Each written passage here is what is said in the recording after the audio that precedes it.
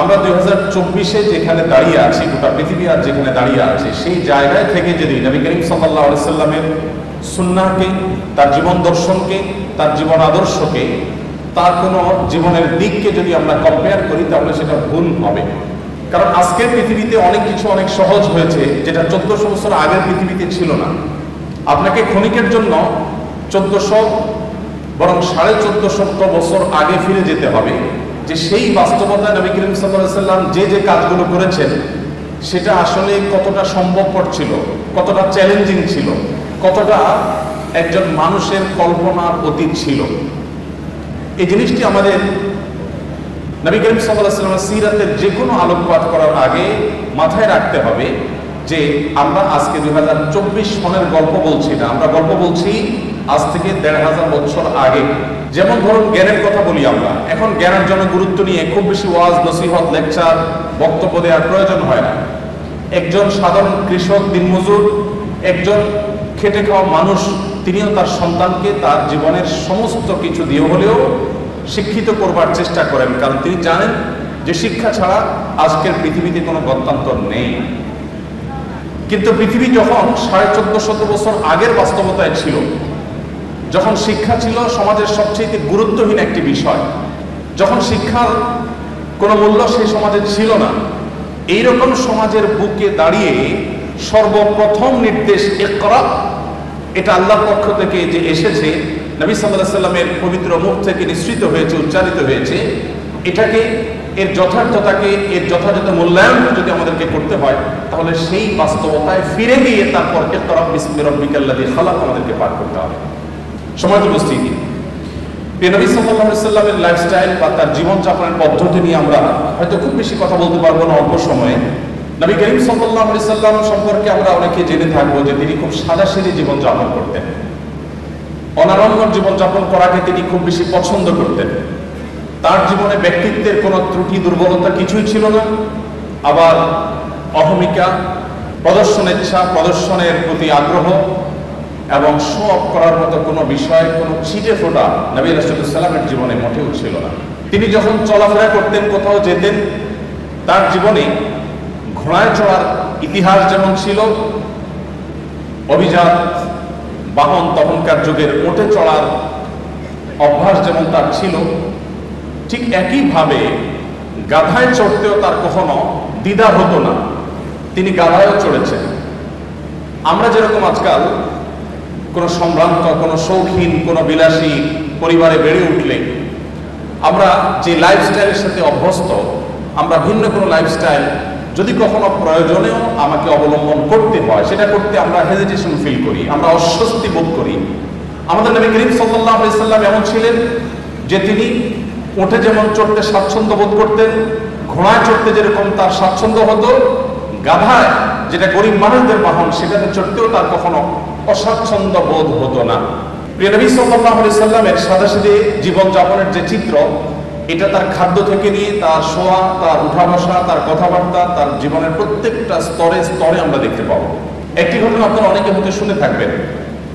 মদিনায় একবার বাহির থেকে একজন আগন্তুক এলেন। প্রিয় নবী সাল্লাল্লাহু আলাইহি সাল্লাম সাহাবীদের মধ্যে বেষ্টিত হয়েছিলেন, তাদের সাথে বসেছিলেন অনেকটা আসরের মতো গোলাকার হয়ে।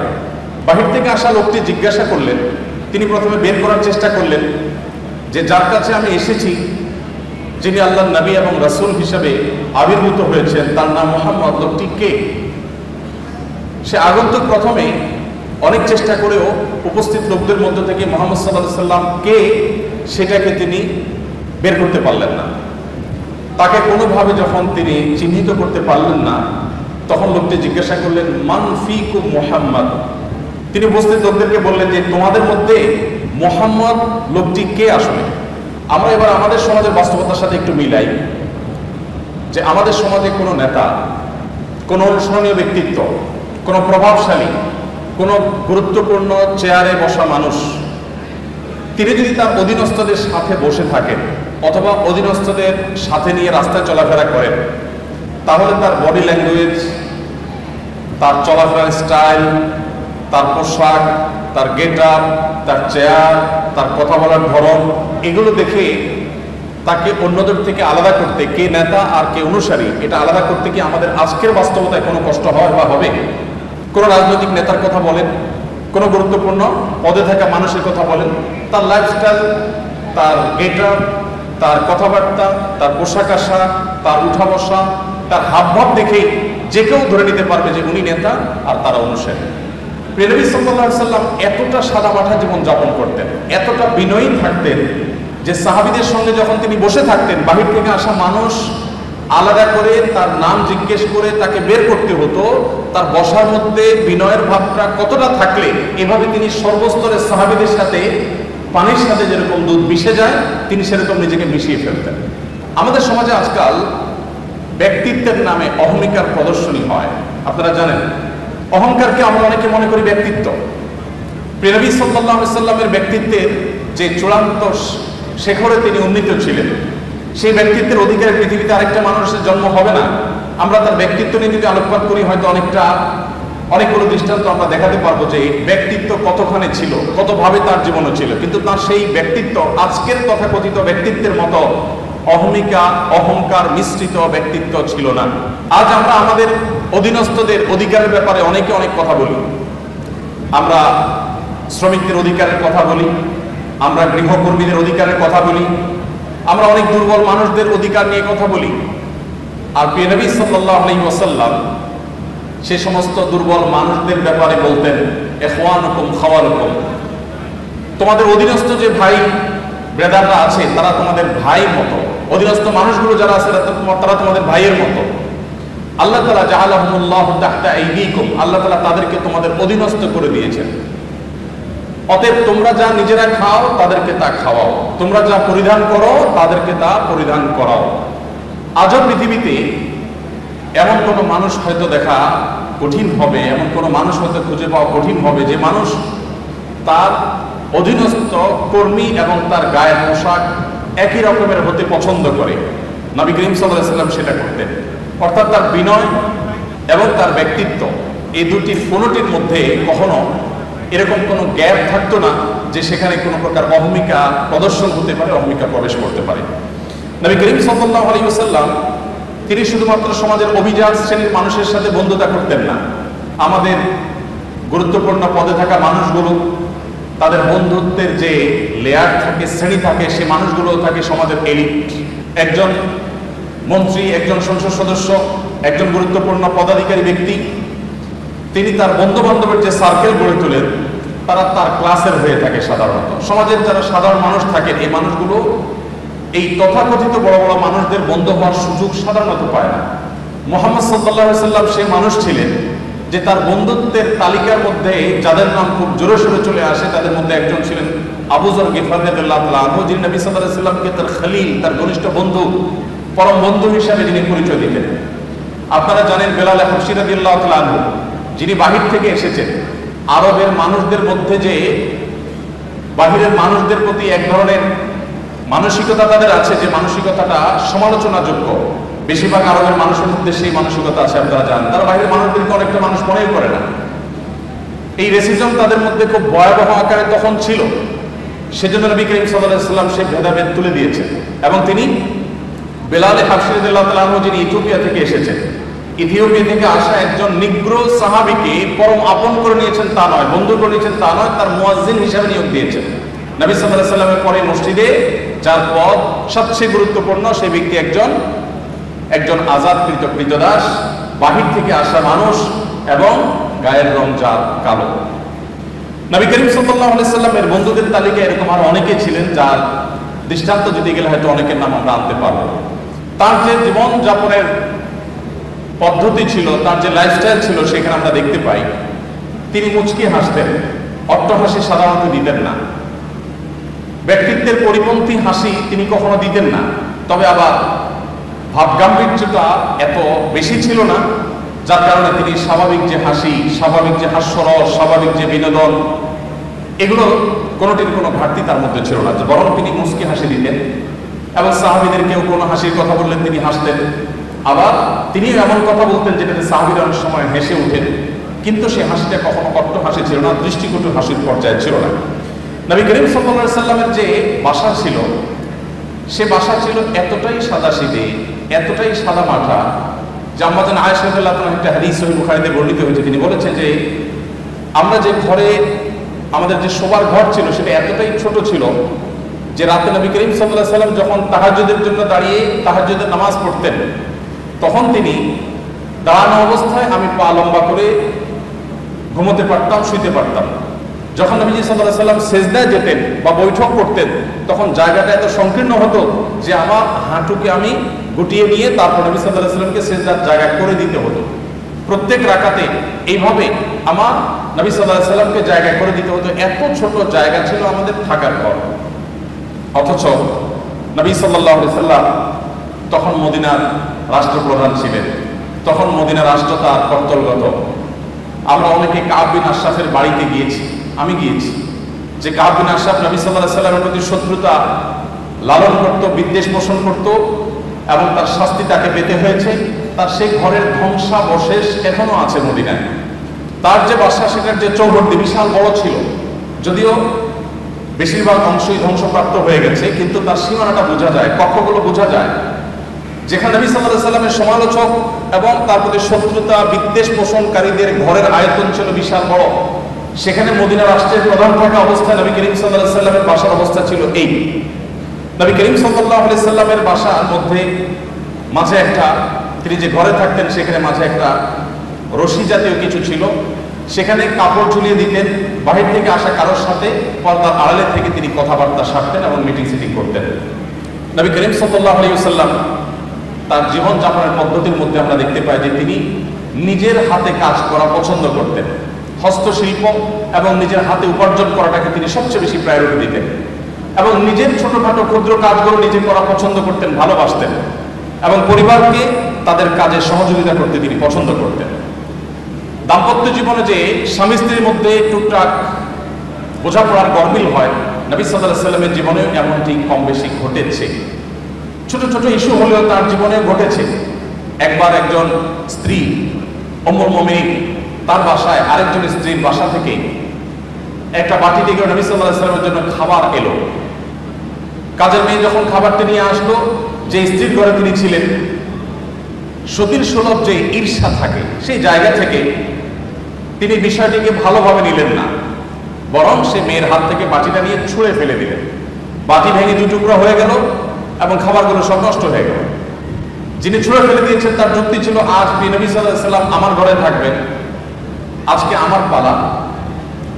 যিনি তরকারি পাঠিয়েছেন, খাবার পাঠিয়েছেন, তার ব্যাপারে তার ধারণা ছিল যে তোমার ঘরে যখন যাবে সেদিন তুমি খাওয়াবে, আজকে আমার পালার মধ্যে তুমি কেন খাবার পাঠাতে গেলে? আজকে তো আমি মন ভরে নবী সাল্লাল্লাহু আলাইহি ওয়াসাল্লামকে খাবার খাওয়াবো, আপ্যায়ন করবো, আজকে তো আমার দিন।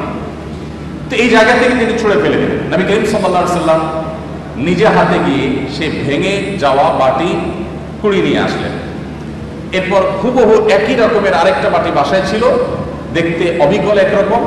সেই বাটিটা কাজের মেয়ের হাতে দিয়ে নবী সাল্লাল্লাহু আলাইহি ওয়াসাল্লাম বললেন, তুমি এটা নিয়ে ফেরত যাও, এবং ইশারা দিলেন যাতে ওখানে গিয়ে কোনো কথা না বলা হয়, এখানকার কোনো তথ্য, কোনো ইনফরমেশন, এখানকার যে ভাঙচুরের ঘটনা, এগুলো যেন সেখানে বলা না হয়। তিনি চলে গেলেন এবং তিনি যাওয়ার পর এবারের দৃশ্যটা আমি যদি আমাদের নিজেদের বেলায় আমি প্রশ্ন রাখি, যে আমাদের জীবনে যদি এমন হতো যে আমাদের স্ত্রী, আমাদের সহধর্মিনী এরকম একটি কাজ করেছেন, যে আরেক জায়গা থেকে বাটি ভর্তি তরকারি এসেছে, খাবার এসেছে, এটা ছুঁড়ে ফেলে দিয়েছেন এবং এটা ভেঙে টুকরা টুকরা হয়ে গেছে।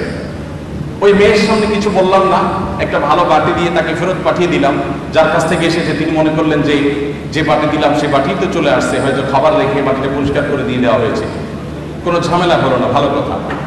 কিন্তু বাসায় প্রবেশ করে ঘরে ঢোকার পর স্ত্রীকে আমরা কমের পক্ষে এটুকু কথা তো অবশ্যই বলতাম যে কাজটা কি ভালো হলো, এটুকু কথা তো আমরা অন্তত বলতাম যে তুমি কাজটা কি ভালো করলা, কেন ভেঙে ফেললাম, এটুকু তো বলতাম। নবী করিম সাল্লাল্লাহু আলাইহি ওয়াসাল্লামের এই হাদিস বর্ণনাকারী সাহাবী এরকম কোনো কথা উল্লেখ করতে পারেন না। অর্থাৎ নবী সাল্লাল্লাহু আলাইহি ওয়াসাল্লাম একটি কথাও বললেন না, কারণ এখন স্ত্রীর রাগের সময়, এখন কোনো শাসনের সময় না, এখন শুধু সহ্য করার সময়, এখন শুধু সংযমের সময়। যখন সুযোগ পাবেন তখন তাকে যথাযথভাবে নসিহা করা, উপদেশ করা, তাকে বোঝানোর সে কাজটা তিনি করবেন। তো এই ছিল নবী সাল্লাল্লাহু আলাইহি ওয়াসাল্লামের জীবন। তিনি সংযমী ছিলেন এবং সহনশীল ছিলেন।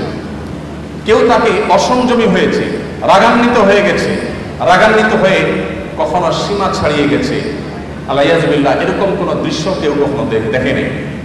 নবী সাল্লাল্লাহু আলাইহি ওয়াসাল্লাম যিনি জীবনে পৃথিবীর আলো দেখবার আগেই বাবাকে হারিয়েছেন, মাতৃগর্ভে থাকা অবস্থায় বাবাকে হারানোর পর দুনিয়ার আলো দেখার পরপরই মাকে হারিয়েছেন। এর কিছুদিন যেতে না যেতেই একমাত্র আশ্রয় দাদাকে হারিয়েছেন। তার কিছুদিন পর যেতে না যেতেই তার একমাত্র আশ্রয়দাতা চাচাকে হারিয়েছেন। তার সবচেয়ে বড় সান্ত্বনার জায়গা তার সহধর্মিণী খাদিজা রাদিয়াল্লাহু তাআলা আনহাকে হারিয়েছেন। এতগুলো ঘটনা যখন একসাথে একাধারে ঘটলো, মাটির নিচে পাওয়ার নিচ থেকে মাটি একটার পর একটা যখন সরে যেতে লাগলো, এত বাধার পরও আমরা দেখি প্রিয় নবী সাল্লাল্লাহু আলাইহি ওয়াসাল্লাম এত বাধা বিপত্তি, মক্কাবাসীর শত্রুতা, এত কিছুর পরও জীবনে কখনো খেই হারিয়ে ফেলা বলতে যেটাকে বুঝি আমরা, মানুষ নিজের নিয়ন্ত্রণ হারিয়ে ফেলা বলতে যেটাকে বুঝি, এরকম কোন দৃশ্য নবী সাল্লাল্লাহু আলাইহি ওয়াসাল্লামের সিরাতে তার জীবনের কোনো অংশে কেউ, তার শত্রুরাও কেউ দেখাতে পারবে না যে তিনি রাগের চোটে কখনো খেই হারিয়ে ফেলেছেন, নিয়ন্ত্রণ হারিয়ে ফেলেছেন, কখনো রাগান্বিত হয়ে সরি বলতে হয়েছে তাকে। এরকম কোন দৃশ্য তার জীবনে কখনো ঘটেনি। তবে যদি কখনো আল্লাহর কোন বিধান পরিপন্থী কোনো কিছু হতো, আল্লাহর কোন আইন, আল্লাহর কোন বিধানের বিরুদ্ধে কেউ কথা বলতো, সেরকম পরিস্থিতিতে নবী করিম সাল্লাল্লাহু আলাইহি ওয়াসাল্লাম প্রচন্ড রেগে যেতেন। কিন্তু তার সে রাগ, সেটা কখনো তাকে খেই হারিয়ে ফেলার লেভেল পর্যন্ত নিত না। তার মুখ দিয়ে কখনো কটু কথা বের হতো না, তার থেকে কখনো অসৌজন্যমূলক আচরণ প্রকাশ পেত না। তিনি যখন রাগান্বিত হতেন, তার চেহারা রক্তিম বর্ণের হয়ে যেত, লাল হয়ে যেত। আঙ্গুর যেরকম চিবালে রক্তিম লাল হয়ে যায়, নবী সাল্লাল্লাহু আলাইহি ওয়াসাল্লাম যখন রাগান্বিত হতেন, বিশেষ করে যখন আল্লাহর কোনো বিধান লঙ্ঘন হতে দেখতেন, তখন তার চেহারা মোবারক লাল হয়ে যেত। প্রিয় নবী সাল্লাল্লাহু আলাইহি ওয়াসাল্লামের লাইফস্টাইলের দিকে তাকালে আমরা দেখতে পাই যে তিনি যখন খাবার গ্রহণ করতেন, তিনি কোনো খাদ্যের দোষ ধরতেন না। কোনো খাবার তার সামনে এলে পছন্দ হলে খেতেন, আর পছন্দ না হলে তিনি রেখে দিতেন, কখনো দোষ ধরতেন না। কানা নবী সাল্লাল্লাহু আলাইহি ওয়াসাল্লাম লা ইয়াইবু তাআমা কাত্তু, নবী সাল্লাল্লাহু আলাইহি ওয়াসাল্লাম কখনো কোনো খাবারের দোষ ধরতেন না। এই হাদিসের মধ্যে কত্তু একটা শব্দ এসেছে শামাইলে তিরমিজিতে। কত্তু মানে হলো কখনো, তার মানে তার জীবনে কখনো খাবারের দোষ ধরার ঘটনা ঘটেনি। আমরা অনেক মুসলমান আছি, অনেক গুণে গুণান্বিত। আমি জানি না এরকম মুসলমান আমাদের সমাজে কয়জন আছেন। আমরা এখানে যারা আছি তারা কেউ বলতে পারবো কিনা যে আমার এই ক্ষুদ্র জীবনে, ফেলে আসা জীবনে আমি কখনো কোনো খাবারের দোষ ধরি নাই। আমার ভালো লাগছে তো খাইছি, আর না হলে নাই। খাবারের দোষ ধরেন নাই জীবনে কখনো, এরকম মানুষ এখানে আছেন? একজন আছি আমরা? থাকলে হাত তুলতে পারেন। একজন হাত তুলছেন। আপনি খাবারের দোষ কখনো ধরেন নাই? লবণ কম হয়েছে, এর চেয়ে ভালো হইতে পারতো, এরকম কখনো বলেন নাই? মাশাআল্লাহ, তো আপনি তো মহামানব। বসেন। দেখুন, এক এলাকায় একজন হুজুর ছিলেন। এলাকার প্রায় সব বাসায় হুজুরের দাওয়াত খাওয়া শেষ। কোনো মহিলা রান্না করে ওই হুজুরকে খাবার খাইয়ে কখনো শান্তিতে থাকতে পারতো না। প্রত্যেকটা দাওয়াতের পর ওই হুজুর একটা না একটা দোষ বাইর করতেন। হয় এখানে লবণ একটু কম হয়েছে, না হলে ওখানে হলুদটা একটু কম হয়েছে, কালারটা একটু ত্রুটি আছে, কোনো না কোনো দোষ তিনি ধরতেন। সেই এলাকায় একজন শিক্ষিত পুত্রবধূ এলেন বাহির থেকে। আসার পর তিনি এই হুজুর সম্পর্কে যখন ধারণা পেলেন যে একজন হুজুর আছেন, এই হুজুরের কেউ খাইয়ে সন্তুষ্ট করতে পারেন না, উনি একটা না একটা দোষ ধরেন। যদিও হুজুর মানুষ দোষ ধরার কথা না, নবী সাল্লাল্লাহু আলাইহি ওয়াসাল্লাম সুন্নাহর খেলাফ। যাই হোক, এটা কতটা বাস্তব ঘটনা তাও যায় না, বাকি গল্প হিসাবে শিক্ষণীয় সেই হিসাবে বলা। তো পরে ওই শিক্ষিত পুত্রবধূ তিনি হুজুরের সমস্ত দোষগুলোর তালিকা করলেন যে উনি কোন কোন দোষ ধরেন সাধারণত। সবগুলোকে নোট করে এমন ভাবে একটা রান্না তিনি দিলেন যে এই রান্নাতে হুজুরের দোষ ধরার কোনো ফাঁক রাখলেন না, সব পারফেক্ট রাখলেন। এরপর হুজুরকে দাওয়াত দিয়ে খাওয়ালেন। খাওয়ার পরে এবার পুরুষদের দিকে দিয়ে জিজ্ঞাসা করলেন, এবার হুজুরকে জিজ্ঞাসা করে আজকের খাবার কেমন হচ্ছে, কমেন্ট করতে বলো। এখন বেচারা হুজুর দেখলেন যে আসলে কোনো কমেন্ট করার জায়গা নেই, তো এবার বললেন যে আসলে এত ভালো না, এত ভালো না। তো যে ভদ্রলোক বলেছেন যে আপনি কোনো দোষ ধরেন নাই কখনো, আমি জানি না যে আপনি এই টাইপের কোনো দোষ ধরেছেন কিনা কখনো। যাই হোক, তো আমাদের নবী করিম সাল্লাল্লাহু আলাইহি ওয়াসাল্লাম সাধারণত কখনো খাবারের দোষ ধরতেন না, কারণ মেয়েরা কষ্ট করে রান্না বাড়া করেন। আমরা যদি একদিন এই দায়িত্বটা পালন করি, তাহলে আমরা হাড়ে হাড়ে টের পাবো যে রান্না করা এটা কত মজার কাজ। সব ঘরেই পুরুষরা, অনেক পুরুষরাই বা বেশিরভাগ পুরুষরাই চেষ্টা করে মাঝে মধ্যে একটু শখ করে রান্না বাড়া করবেন। আমি একবার রান্না বাড়া করেছিলাম, আমার মনে আছে, তরকারি রান্না করেছিলাম যখন আমি সৌদি আরবে ছিলাম। আমার ফ্যামিলি আমার সাথে ছিল, মিসেস হসপিটালে ভর্তি ছিলেন, তো বাচ্চাদের জন্য আমার মনে আছে আলু এবং ডাল দিয়ে একটা তরকারি রান্না করেছিলাম। দুর্ভাগ্যের বিষয় যে সেই তরকারি আমি ছাড়া পরিবারের সদস্যদের কেউ খায় না। বহুত ফজিলত বর্ণনা করলাম, বহুত বোঝানোর চেষ্টা করলাম, বাচ্চারা কেউ সেটা ছুঁয়েও দেখেনি, তারা জাস্ট উপহাস করে ছেড়ে দিয়েছে। অথচ সে আলু আর ডাল রান্না করতে যে পরিমাণ কষ্ট আমার গেছে, যে পরিমাণ ঘাম আমার ঝরেছে, যে পরিমাণ পেরেশানি আমার হয়েছে, সেটা আমি বলে তাদেরকে বোঝাতে পারতাম না। তো আমরা যারা কথায় কথায় খাবারের দোষ ধরি, আমাদের নবী সাল্লাল্লাহু আলাইহি ওয়াসাল্লামের এই সুন্নাত থেকে শিক্ষা নেওয়া উচিত যে মা বোনদের, আমাদের স্ত্রীদের, মহিলাদের খাবার যদি কখনো পছন্দ হয় আমরা খেলাম, আর অপছন্দ না হলে আমি খেতে চাচ্ছি না, অপারগতা প্রকাশ করলাম, আমরা দোষ ধরবো না। কঠিন, কিন্তু এই কাজটা আমাদেরকে করতে হবে যদি আমাদেরকে আদর্শ মুসলমান হতে হয়। আল্লাহ আমাদের সবাইকে সেই তৌফিক দান করুন। তো নবী করিম সাল্লাল্লাহু আলাইহি ওয়াসাল্লাম তিনি খাবারের কখনো দোষ ধরতেন না, আর খাবার খুব কম পরিমাণে খেতেন। অনেক সুন্নত আমল করা যায়, এই সুন্নতের আমলটা অনেক কঠিন। খাবারের পরে মিষ্টি খাওয়া সুন্নত, এরকম একটা কথা আমাদের সমাজে প্রচলিত আছে, যদিও এর কোনো ভিত্তি নেই। আমরা নিজেদের প্রয়োজনে খাবারের পরে ডেজার্ট খেতে ভালো লাগে, সেজন্য আমরা হাদিস বানিয়ে নিয়েছি যে খাবারের পরে মিষ্টি খাওয়া সুন্নত। নবী করিম সাল্লাল্লাহু আলাইহি ওয়াসাল্লাম মিষ্টান্ন পছন্দ করতেন, মিষ্টি জাতীয় খাবার তিনি পছন্দ করতেন। এর মানে এই না যে যে কোনো খাবারের পরে আলাদা করে মিষ্টির জন্য তিনি ডেজার্টের অপশন রাখার জন্য বলতেন। আগে হতে পারে, পরে হতে পারে, মাঝে হতে পারে, মিষ্টি তিনি পছন্দ করতেন, সেটা ভিন্ন কথা। বাট খাবারের পরে মিষ্টি খেতে হবে আলাদা করে, এরকম কোনো কথা কোনো হাদিস দ্বারা প্রমাণিত হয় না। তো নবী করিম সাল্লাল্লাহু আলাইহি ওয়াসাল্লাম তিনি খাবার খেতেন পরিমাণে অনেক কম। আপনারা জানেন যে তার সুস্পষ্ট হাদিস রয়েছে, নির্দিষ্ট রয়েছে। তিনি বলেছেন আমাদের স্টমাককে 3 ভাগের 1 ভাগকে সলিড খাবার দিয়ে, আরেক ভাগকে পানীয় দিয়ে পরিপূর্ণ করতে, আরেক ভাগকে তিনি খালি রাখতে বলেছেন, এবং এটা আমাদের সুস্থ থাকতে সহায়ক ভূমিকা পালন করে। নবী সাল্লাল্লাহু আলাইহি ওয়াসাল্লামের এই সুন্নাহ লাইফস্টাইলের এই সুন্নাত গুরুত্ব আজকাল আলহামদুলিল্লাহ ওয়াজ করে বোঝানোর প্রয়োজন হয় না, বরং এই সুন্নাহর গুরুত্ব আমাদের সমাজে অনেকেই খুব সুন্দরভাবে বুঝতে পারে। দেখুন নবী করিম সাল্লাল্লাহু আলাইহি ওয়াসাল্লাম তার এই সুন্নাহ, এখন ডাক্তাররা আমাদেরকে বলেন যে পেট করে খাওয়া যাবে না, ওয়াটার ফাস্টিং করতে হবে, ইত্যাদি ইত্যাদি। তো তার এই সুন্নাহ লাইফস্টাইলের যে উপকারিতা আছে, স্বাস্থ্যগত উপকারিতা আছে, সেগুলো আমার মনে হয় যে আর বলার কোনো অপেক্ষা রাখে। নবী করিম সাল্লাল্লাহু আলাইহি ওয়াসাল্লামের এই সুন্নাহটির আমল আমরা মুসলমানদের চাইতে দুঃখজনক হলেও সত্য অমুসলমানদের মধ্যে বেশি দেখি।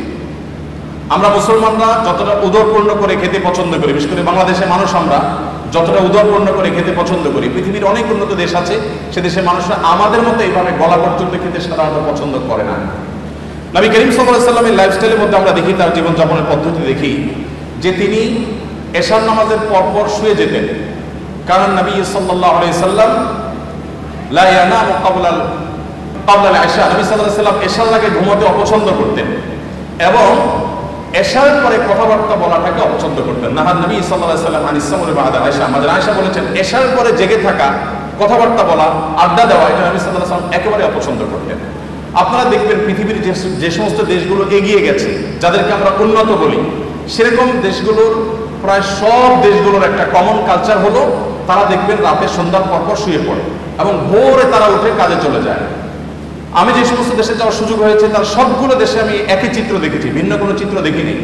দুর্ভাগ্যজনক বিষয় যে আমরা বাংলাদেশ শুধু নয়, সমস্ত মুসলিম দেশগুলো, যতগুলো মুসলিম দেশে আমার যাওয়ার সুযোগ হয়েছে, সমস্ত মধ্যপ্রাচ্যের সব দেশগুলোতে প্রায় আমাদের লাইফস্টাইলটা হলো নবী সাল্লাল্লাহু আলাইহি ওয়াসাল্লামের এই হাদিসের এবং এই সুন্নাহর সম্পূর্ণ ব্যতিক্রম বা উল্টো।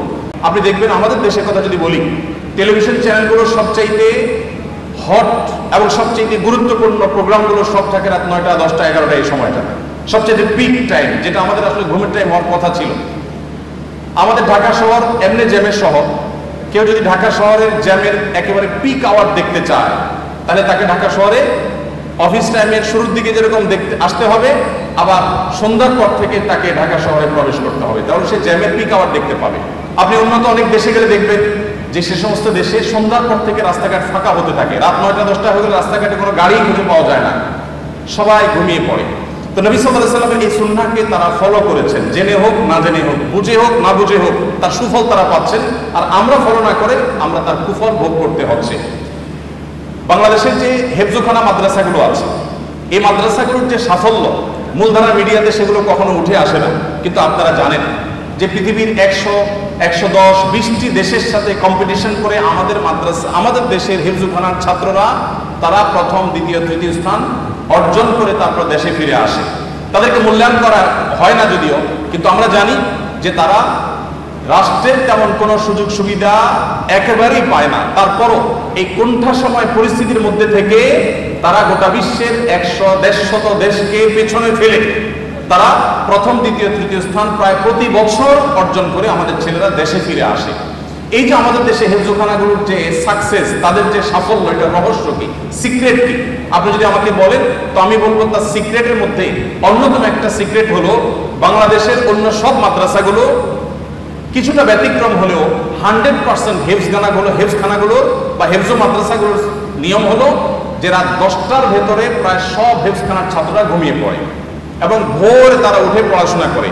ফজরের পরে তারা কখনো ঘুমায় না, তারা সকাল 10টা, 10:30, 11টার দিকে একটু ঘুমায় দুপুরের আগে। আর ঠিক এই জিনিসটাই সুন্নাহ এবং নবী সাল্লাল্লাহু আলাইহি ওয়াসাল্লাম এটাই করতে বলেছেন। এবং এর ফলশ্রুতিতে এবং আরো নানা কারণে আমাদের হেফজোখানার শিক্ষার্থীরা মাত্র 1.5 থেকে 2 বছরের মধ্যে কোরআনে কারিমের মধ্যে এত বিশাল বড় গ্রন্থ এই পুরাটুকু তাদের বক্ষে তারা ধারণ করে ফেলতে সক্ষম হয়। তো আমাদের অনেক শিক্ষার্থীরা আছেন যারা রাত জেগে পড়াশোনা করেন এবং গভীর রাত পর্যন্ত তারা জেগে পড়াশোনা করে আবার সকালে লম্বা একটা সময় তারা ঘুমিয়ে কাটান। তো নবী সাল্লাল্লাহু আলাইহি ওয়াসাল্লামের সুন্নাহর পরিপন্থী এটি, এবং তার লাইফস্টাইল ছিল যে তিনি এশার পরে শুয়ে পড়তেন, একদম কথাবার্তা বলা পছন্দ করতেন, যত আলাপ সালাপ সব এশার আগে করতেন। নবী করিম সাল্লাল্লাহু আলাইহি ওয়াসাল্লামের যে জীবনযাপনের পদ্ধতি, তার যে লাইফস্টাইল ছিল, সেখানে আমরা দেখতে পাই তিনি প্রতি সপ্তাহে 2টা করে রোজা রাখতেন, সোমবার এবং বৃহস্পতিবার, আর প্রতি মাসে 3টা করে রোজা রাখতেন, চাঁদের 13, 14, 15। আমাদের যে মাঝে মধ্যে ফাস্টিং করা উচিত, এটা আমাদের ডাক্তাররা এখন বলেন, আমাদের চিকিৎসকরা এখন বলেন যে আমাদের মাঝে মধ্যে না খেয়ে থাকা উচিত, এটা আমাদের স্বাস্থ্যের জন্য ভালো। নবী করিম সাল্লাল্লাহু আলাইহি ওয়াসাল্লাম সেই কাজটি করতেন সেই 1450 বছর আগে থেকে। নবী করিম সাল্লাল্লাহু আলাইহি ওয়াসাল্লাম যখন কথা বলতেন, তিনি কারোর সাথে যখন কথা বলতেন পরিপূর্ণ মনোযোগী হয়ে কথা বলতেন।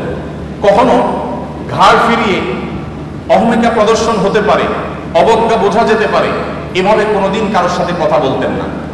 নবী করিম সাল্লাল্লাহু আলাইহি ওয়াসাল্লামের সিরাতের একটি দিক আমরা হয়তো অনেকে ইতিপূর্বে নাও শুনে থাকতে পারি, তা হলো তিনি যেরকম পৃথিবীর ইতিহাসের সবচেয়ে শ্রেষ্ঠ বক্তা ছিলেন, তার বক্তব্য যেরকম সবচেয়ে সুন্দর ছিল সব দিক থেকে, তিনি কিন্তু পৃথিবীর সবচেয়ে শ্রেষ্ঠ শ্রোতাও ছিলেন। যখন তিনি কারোর সাথে কথা বলতেন বা কারোর কথা তিনি শুনতেন, তখন পরিপূর্ণ মনোযোগ দিয়ে শুনতেন, ঘাড় ঘুরিয়ে কারোর কথা শুনতেন না, পরিপূর্ণ মনোযোগ দিয়ে শুনতেন। যখন কেউ কথা বলতো, তিনি কথা বলে থামার আগ পর্যন্ত নবী সাল্লাল্লাহু আলাইহি ওয়াসাল্লাম সাধারণত ইন্টারফেয়ার করতেন না। যখন কেউ তার সাথে হ্যান্ডশেক করতো, মুসাফা করতো, তখন তিনি নিজে থেকে হাতটা ছাড়াতেন না, বরং যিনি মুসাফা করেছেন তিনি ছাড়ানো পর্যন্ত অপেক্ষা করতেন। নবী করিম সাল্লাল্লাহু আলাইহি ওয়াসাল্লামের যে সৌজন্যতা, এটা আমি আবারও বলি, আজ 2024-এর সৌজন্যের সাথে মেলালে হবে না। 1450 বছর আগে চলে যান, সেই পৃথিবীতে যে বাস্তবতা ছিল তখনকার সময় নবী সাল্লাল্লাহু আলাইহি ওয়াসাল্লাম এই সৌজন্যতাকে এস্টাবলিশ করেছিলেন।